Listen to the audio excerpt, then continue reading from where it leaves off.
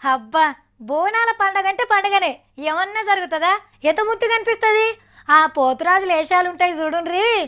పాపం ఎంతసేపు కూసుంటే అంత ముద్దుగా ఏషం కమ్ముతుందో.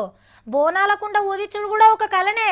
కుండ మీద ముగ్గులేసుడు అందరితోని కాదులా, మన తెలంగాణలోనే పండగలంటే. గోల్కొండ బోనాల జాతర ఎట్లా జరిగిందో చూసే ఉంటారు. ఇప్పుడు అందరు ఆ బోనాల గురించే చెప్పుకుంటుర్రు. కానీ నేను ఇప్పుడు ఇంకో జాగల జరిగిన బోనాల పండగ గురించి ఓ వార్త పట్టుకొచ్చిన. ఏయ్, ఏమన్నున్నారా పోతురాజులు? వీళ్ళని చూడుండ్రి, తీరొక్క ఏషాలు కట్టిండ్రు. వెనకమర్లా బోనాలతోని శివసత్తులు వస్తుండ్రు. శాంతించు తల్లి శాంతించు. గట్టం కుండలు ఉన్నట్టున్నాయి. అమ్మవారిని ఎంత ముద్దుగా ఊదిచ్చి తీసుకొస్తుండ్రో చూడుండ్రి. పెద్ద చెరువు కాడికొచ్చిండ్రు.